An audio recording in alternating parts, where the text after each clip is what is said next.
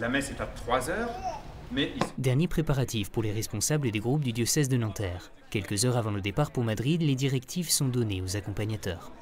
Voilà, vous avez bien entendu effectivement la liste des participants, vous avez un guide d'Espagne et derrière les numéros d'urgence.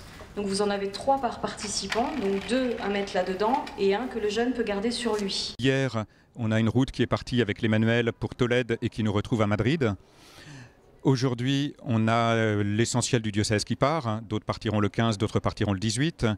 Avant-hier, c'est une route de la communauté Saint-Jean qui est partie pour faire un pèlerinage dans les Pyrénées et qui nous retrouve à Madrid. Avec une organisation en place depuis décembre 2009, le diocèse n'a rien ménagé pour préparer comme il se doit l'événement. Autour des paroisses ou des diverses communautés, une trentaine de groupes se sont constitués, 34 prêtres les accompagnent, une occasion pour les jeunes d'échanger avec eux sur des questions essentielles. Par exemple, à Passy, nous avons un prêtre, Père Gabriel, qui est constamment avec nous. On peut aller lui parler si on a besoin. Et c'est vrai que ça change un petit peu parce que on se sent un peu plus, on se sent proche justement de tous les prêtres dont on n'est pas forcément proche quand on va à l'église tous les dimanches. Et voilà. C'est toujours important qu'il y ait un témoignage parce que le témoignage, c'est aussi ça qui permet de transmettre et de montrer comment la rencontre avec le Seigneur peut se faire avec la diversité des parcours de chacun. Sur les 1360 jeunes du diocèse qui partent au JMJ, certains ont déjà rejoint l'aventure. Embarquement pour tous les autres ce 11 août. Rassemblés autour de leurs évêques en l'église Saint-Pierre de Neuilly, ils reçoivent la bénédiction du pèlerin.